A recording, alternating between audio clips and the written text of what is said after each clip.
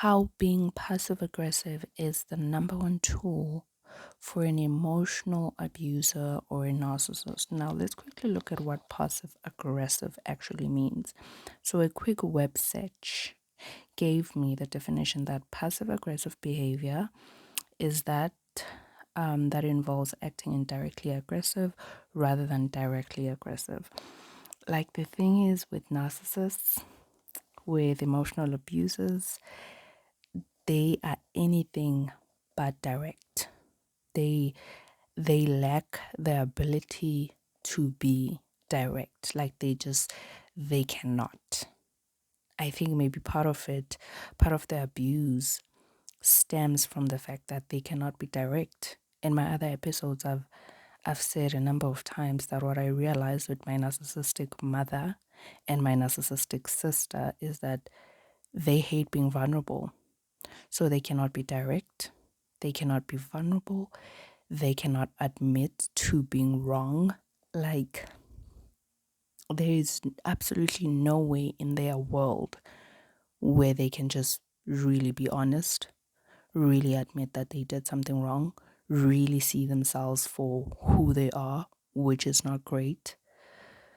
Anyway, I'm already heated, but I've jotted down some of the behaviors that I've noticed from my mother and my sister of how they can be passive aggressive. Some of these things that I'm going to list, I don't think they necessarily a passive aggressive behavior, but just somewhere along dysfunctional family dynamics.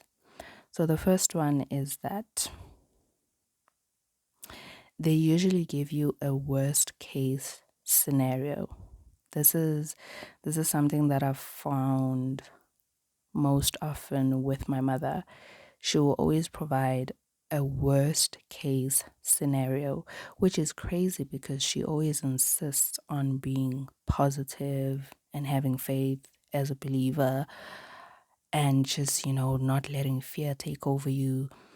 I said in a previous episode, in another episode, that it's just toxic positivity. It's the type of positivity or faith that kind of just suppresses your feelings, doesn't give you a space to feel your feelings.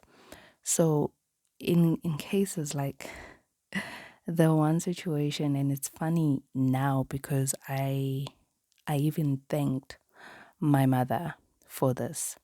When I was going to varsity the first time, because I went to this other varsity, then dropped out, and then went to the other one where I finished my degree. So when I went to varsity the first time, my mother gave me the worst case scenario that I was probably going to sleep on the floor, that I was just probably going to have like this hot, like, it was just the worst case, like, worst case, you're just going to find a back room, rent that back room, you're going to sleep on the floor, you're not going to have much, yada, yada, yada. It all sounded realistic, because I'm going to varsity.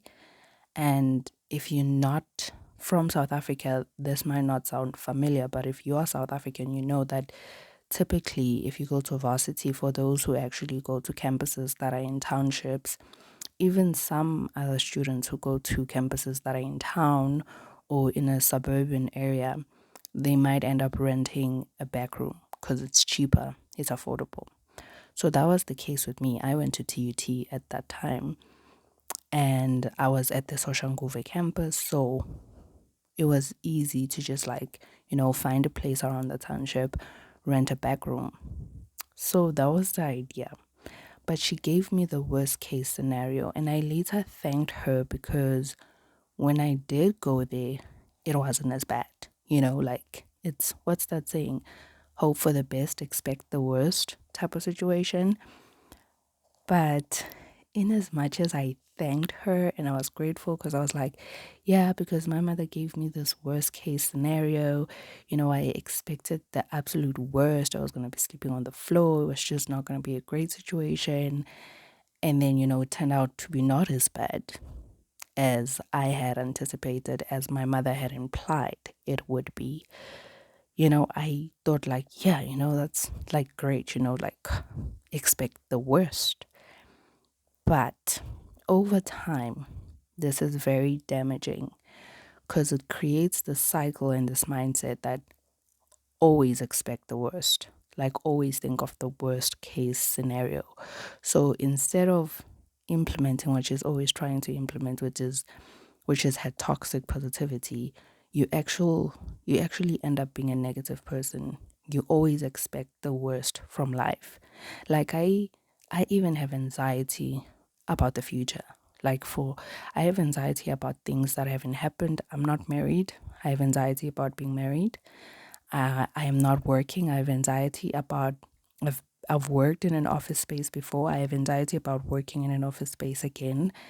I have anxiety about things that I've never even experienced because over time, what I thought to be good, like my mother kind of like making me expect the worst, what I thought was good for me, but over time, because this is just one example that I'm giving, but there have been countless times where she has made us as her children to always expect the worst. Another example is that your husband will cheat on you. Like, there have been times where my sister and I would even argue with my mother, and we'd just get into this heated argument where my mother would just kind of just try to make us or force us to believe that our husbands will cheat on us. Like, that's just how it's going to be. Because I guess in her mind, she's trying to prepare us for quote unquote reality. And our stance would always be that we are Christians. We are looking for a God fearing man. And we are believing God for a man who's going to be faithful, till death do us part. So, it was always just a weird argument to have with a Christian mother who believes in the Lord and that all things are possible with the Lord. Like if everybody else is saying, hey, all men cheat, you should just accept that. But we believe in the Lord who makes impossibles be possible. Then would it not be possible with the Lord that my husband will not cheat? I mean, first of all, there are men out there, like just even excluding faith, taking faith out of it. Like there are men out there who don't even cheat, but my mother would always just push this idea of just expecting the worst. And so over time, it creates this high level of anxiety about everything. Like I just have anxiety about things that are to come, things I haven't experienced, things I haven't done. Like I just have anxiety about everything because my mind has been conditioned by my mother to always expect the worst. Yeah. Okay. Another thing, achievements are celebrated as a whole and not as an individual. Oh, this is definitely like passive. Like, this is another indirect act. Like, there have been times where, like, maybe I would do something or achieve something, and it would just almost seem like this family achievement. Like, it's not my achievement. And this is not even something they do to me. I see it's something that is done like between us. Like a person, an individual cannot just be celebrated individually. And I guess this also links to codependency because I think I've also noticed that a lot of that within my family, my mother, my sister, and I, that there's a lot of codependency going around. Like, achievements can never just be yours. A part of me really believes it's because my mother can just never acknowledge that you as an individual did something great. So it always has to seem like it's a group effort when it wasn't. Like you actually did something, you achieved something, but it's somehow just made to be like, oh, like for example, let's just say like maybe you did something like academically and then like your family would say, we are a smart family. Like we are a family blessed with like intelligence, like, but you are the one who just like maybe achieved some academic achievement. You know what I mean? Like they can't really, like my sister and my mother can't really just put achievement on one person. It has to be this group or family achievement, which actually just minimizes the achievement for that individual. Another thing, Bible verses, because I come from a family of believers, Bible verses are used to make a point instead of directly addressing an issue. Just the other day, my mother was talking about how the devil can plant a seed in your heart and you shouldn't let him plant a seed because then you'll start like having hatred or holding grudges. And I know she was speaking to me. She was definitely, because I know this has been her tactic for years, where instead of directly saying something as a mother, I mean, you are a mother. You literally have the authority to just say something directly. I don't know why she feels the need to beat around the bush and just not say something directly, but for the life in her, she cannot. So she'll use Bible verses to make a point, but you know she's talking to you. So because a couple of weeks ago I had partially, and I like to emphasize that I partially addressed and confronted them about the fact that they had affected my self-esteem for all my life. And so she's just like been asking me every now and again, like, how am I doing now? Have I forgiven them? And I've just tried to keep it short and honest because that's what I've realized with dealing with narcissists and emotional abusers. Like, just try to keep it short and straight to the point and try to be honest, but be short because no matter what you say, they're just gonna manipulate that, use it against you, use it as a weapon, yada yada. So I've been telling her, just keeping it short, that I'm just, I'm processing and I'm just gonna need some time. So the other days we were sharing a Bible verse. She was the one sharing the verse. She kind of used that verse to like point out how the devil like can plant a seed in your heart, and then you can have hatred, and then you can hold grudges instead of directly saying whatever it is that she wants to say. Okay, excuse me. And then another one, compliments are either backhanded or given after the effect or just mentioned in passing, but they are never directly said to you. This also goes back to like, I think it links with the whole achievements being celebrated as a whole and not on an individual basis.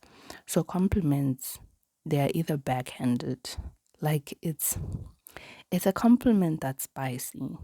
It's a compliment that doesn't just really, it's not oozing with honey, you know? It's like a compliment with some cayenne pepper, like with some spices. You just like, you're saying the right thing, but there's some spice, you know? There's like, it's not genuine. It's not flowing with honey. It's not a genuine compliment. Or like they will compliment you like days later or a while later. Like maybe you looked bomb like the previous weekend, and then it will be mentioned like the other time, and you're like, but why didn't you say it when I was looking bomb on that day? Or it will be mentioned in passing as if like, oh yeah, this is just like also another thing, but it's not really directly said to you because somehow they just, I don't know, I feel like they physically can't just genuinely give a compliment. Like they think they can, but they can't. Like in their minds, they think they can, but they're not. I feel like I'm always fighting like a sanity battle where I feel like they're driving me crazy and then they think maybe I'm crazy. Like it feels like it's just a battle of sanity, like just fighting to keep your sanity because in their heads they think they're genuine. They think they compliment other people. They are happy for other people, but they are not. That's not who they are. So an example of such compliments, like my family always says, they would always say that I'm strong and I'm a hard worker. But I later noticed that they would never say I'm smart.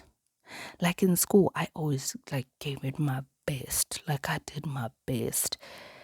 And I am a hard worker, even though I felt like my marks and the results that I would get academically, they were very average and sometimes like really low than what I had like put in, like the effort that I would put in, it would not show in my marks. But I was smart. I just didn't have a good strategy of studying. Like that's what I'll say. But they never said that I was smart. Like they would never say that. Like they would never say that. And my marks actually started going down when I changed schools from like a township school to a Model C school, because in township school I was getting awards. I was doing well. So I had the brains. I am smart. I was smart, but they will always just phrase it as like a hard worker. Like they will find other ways to compliment me that don't directly say what I actually am. Like my family will not say I'm smart. They will not say I'm beautiful, even though they know that I am beautiful, but they won't say it. Like they can't utter out the words. I guess they think they're gonna hype me up. I guess they think they're gonna make me feel like I'm all that. And phew, God forbid if I start thinking I'm beautiful or start thinking I'm smart, then I guess the world is just gonna end if they just make me feel like that, won't it? Anyway, another thing, when you're hurt, your feelings are not addressed, and if you stay mad or upset or angry, then you are holding a grudge and you just simply need to move on. Oh, this is the story of my life. Like my mother, whenever you were upset, whether it was something she did or something that had happened in your life or something that had happened between my sister and I, or like us as siblings, because we do have an older brother, like the situation would not be addressed. But then when you stayed upset because obviously the situation was not addressed, I mean, even if the situation was addressed, I still have the right to remain upset, for like as long as I see fit. That's not to say like I'm supposed to stay upset and mad for like a whole year, but just because you did something and then we addressed it, it doesn't mean I'm just gonna quickly snap out of it. I might still need like some time. I might still need some time to process my feelings, and that is okay. But my mother would first of all not address the issue, or would partially like just on the surface try to address the issue, but like not really address it. And then when you stay mad or upset or angry, then you were told that you are holding a grudge and you need to move on. And I think this is where also like Christianity would be used against us, that, like as a Christian, as a child of God, you shouldn't hold grudges, you should forgive and you should move on. And that's not healthy. Like forgiveness is important, especially as a child of God, but processing your feelings and truly healing and feeling what you're feeling and then letting it go from a healthy place is also really important, because faking forgiveness is not a holy thing. Okay? Like God is not impressed when we fake forgiveness because we're doing the Christian thing. Like I'm learning, I'm like, God, I want to do your will. I want to forgive. I want to heal. I want to get over whatever I'm supposed to get over, but I want to do it from a genuine place. I want to heal and I want to do it authentically. I don't want to just put on an act and just do the Christian thing. But my mother prefers that you do the Christian thing, because as long as she sees that you've moved on, then it's fine. It doesn't matter if God sees your heart. Anyway, another thing, addressing an issue is either a sign of disrespect, or you are made to feel like you're too sensitive, or you are made to feel like you're making everything a big deal. Ooh, that one hits hard for me because I'm the sane one. You know what? I can proudly say that I am the sane. I have sanity within me. I have my wits about me. My family does not. Because I'm the sane one. I often try to attempt to address certain things. And within my family, within the three of us, my sister, my mother, and I, like addressing things is actually a crime. Like emotional abusers, narcissists, they prefer that things are not addressed because I guess they don't want to be found out or be exposed for who they really are.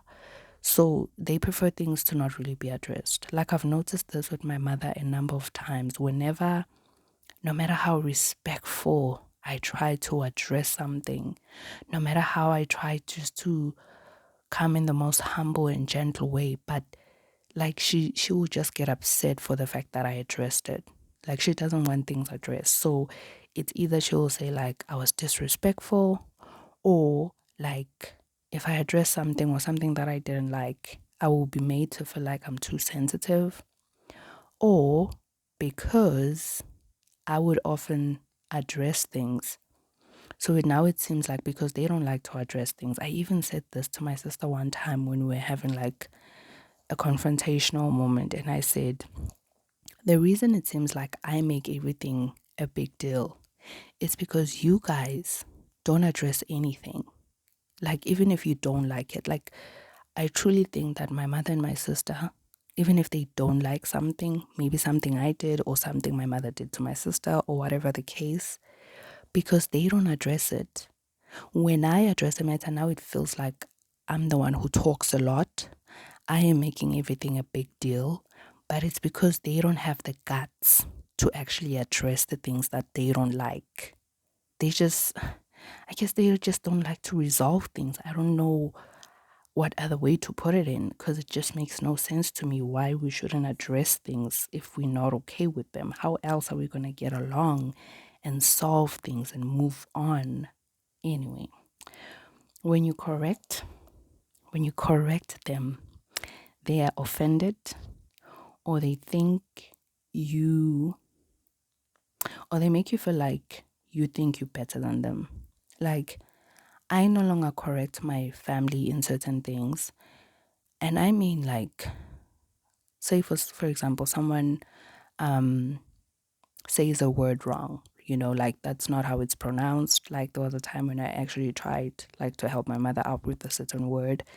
They get offended. And this is a trait that I also noticed in myself, especially when I moved away from home, like in varsity and during my internship. I noticed that whenever people would correct me or try to help me out or, show me that, oh, like you did that wrong or you said that wrong, whatever correction, which is normal. Like it's just a normal part of life, unless somebody, is coming in spicy. But like someone would just tell you, oh, like that's not how it's done, or like that's not how that word is said. And I would be offended. And now I see it that it comes from the fact that my family behaves that way because, like it or not, a lot of the traits that the emotional abusers that you live with, that the narcissist that you live with, you're probably going to end up adopting and taking some of them, because it's learned behavior. You start to learn the behavior that you are surrounded with. They don't like to be corrected. Like, I don't know how, as a person, you expect to grow. I don't know how as a person, I expected to grow when I was offended when people corrected me. Because correction is actually an opportunity to grow. Like, imagine if your teacher didn't like correct you on what you did wrong on your test because they were afraid that you would get offended. Then how would you get better like in your physics test if like your teacher didn't say like this is what you did wrong? It doesn't make sense. Like at one point or another, people have to tell you that you did something wrong because at one point or another you will do something wrong. You will say it wrong. You won't get it right and you will need to be corrected. We can only hope that people are gentle with us when they correct us, but realistically that's not always the case. But either way, there is a point where it will just be corrected. Another thing, if you do correct them, they will make you feel like you think or you're making yourself to be better than them, but you are simply trying to help them. And you're not acting like you are better than them, but that's how they see it, that's how they perceive it. Everything is an offense to them.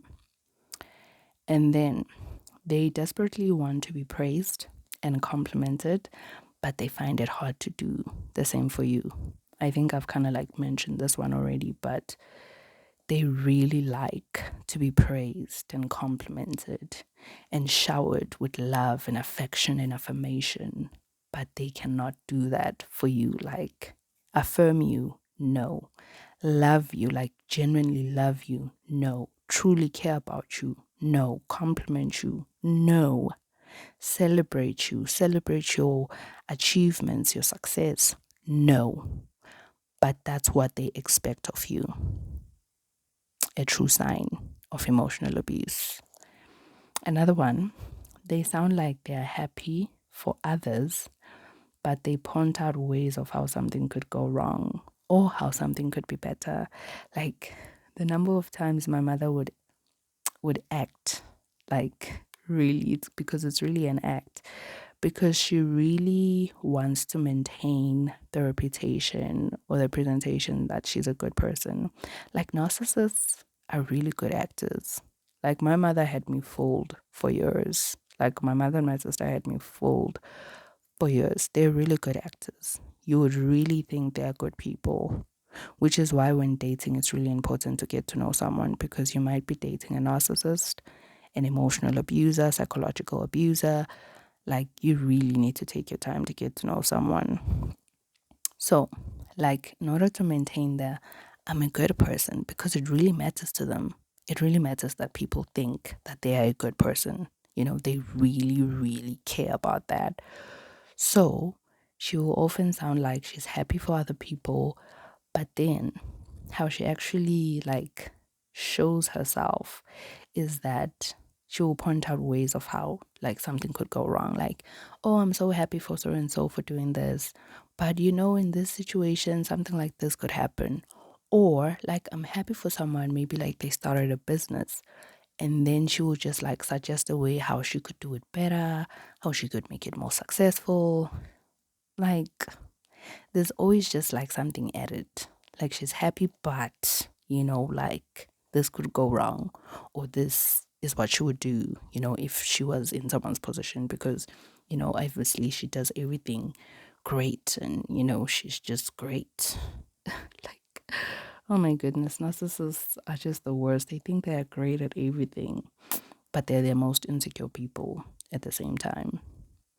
Another way that they show this passive aggressive behavior, they give disapproving looks instead of stating what's wrong. Like the number of times my family, like, I think this would mostly happen with like how I look, because I'm someone who cares about how they look. Like, I like clothes, I like just dolling myself up, and they whenever like maybe I step out and they see that I look good, and I know I look good, and there have been times now when I expect them to kind of give me that look, where they just like they kind of like disapprove, or like, you feel like they're gonna say like something's wrong with your outfit or with your hair, but they don't state it.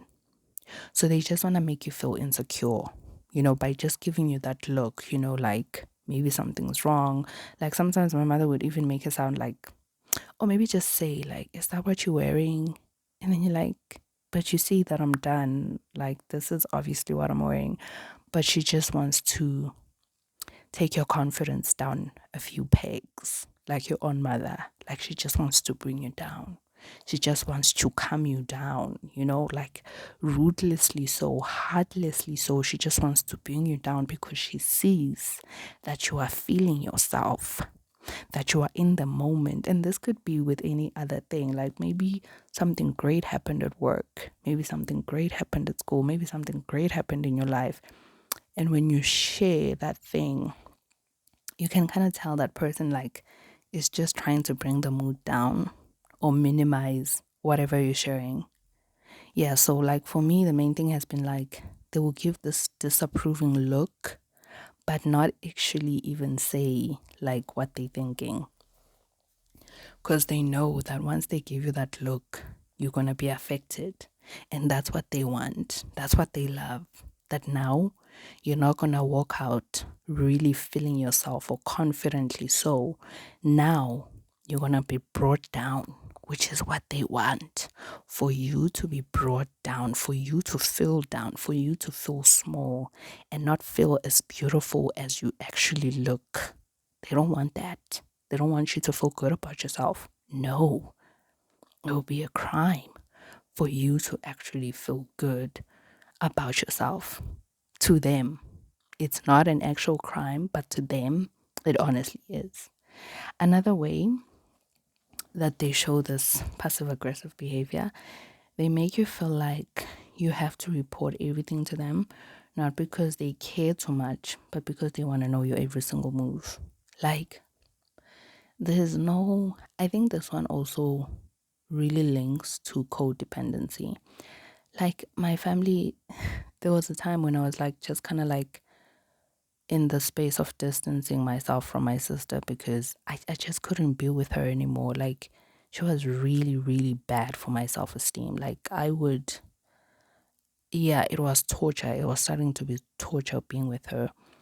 And because, like, I obviously spend a lot of time with her in the house, I just started distancing myself. So, like, we'd be watching a TV show, and then when it ends, like, I'm just like, in my mind, I'm like, okay, I'm gonna go to my room now and just do something else. And she would, like, ask me where I'm going as if I'm like exiting through the gate. Like, I'm catching a taxi, like I'm about to buy a bus ticket. You know what I mean? Because if someone was just like, catching a taxi randomly, you're like, oh, where you going? You would be curious. But I'm just like going to the other room. Like, why is this turning out to be an interrogation? Like, this is a very small example and a minor thing, but they will make you feel like you have to report. Never mind the big things, because the big things are the obvious ones. You obviously are obligated to tell them, but not because not because like you really are obligated, because they make you feel like you are obligated, but you're really not obligated to tell them. Which, as an adult, you're not. But unfortunately, I still live at home, so I guess while I'm home, I'll forever be obligated to tell my mother, especially, to tell her everything, but even small things. And then my sister would like even just kind of like get angry, like, where am I going? Like, I'm just supposed to sit in the sitting room with her and watch TV all day long. I'm just like, why is she getting upset about me going to my room? Why is she asking me? Like, it's like asking someone when they get up just to go to the bathroom and you're like, where you going? Am I supposed to report to you that I'm going to the bathroom? Like, I'm still within the house. I'm still within the yard. Why are you freaking out? Anyway, another thing, they minimize other people's pain. Oh, this one is even just like really touchy. For example, whenever you hear a case on TV or in the news about people who have been raped and they come out like 20, 10 years, 30 years later, my family, they have this tendency to minimize other people's pain, like, and then they'll say things like, well, like, it's over 30 years, like, it just, like, I don't even, like, really want to say it because rape is a sensitive thing, but they will minimize other people's pain. Just because someone started talking about something that happened to them 30 years ago doesn't mean the pain isn't still there, or that it didn't even hurt as much or affect the rest of their lives. Because even if maybe it's 50 years later and maybe I've moved on, but it could have really affected the course of my life and how everything else in my life transpired. And I think I say this from the point of now seeing how my family's actions will forever just like affect my life. Anyway, couple of last things. Their idea of a peaceful and united family is not addressing issues. They just would rather not address issues, and somehow in their minds they think that is the way to have a peaceful and united family, which is not. They think you are showing off when you share something with them, when you share your achievement or what you're excited about or what you're happy about, or maybe a new relationship. In their mind, they think you are showing off, but you are simply just sharing something great that's happening in your life with your family, but they see it as showing off. And then they make you feel insecure and make you feel crazy or too emotional, make you feel like you're crazy or too emotional. And then they act like they don't really care, or that things don't really affect them. Like they act like they're strong, like they always got it figured out and things don't really affect them, even if it does, even if they should be just really admitting that it hurts. Especially my mother. I think my mother is like the best at this. She really doesn't want to seem like she's affected by stuff.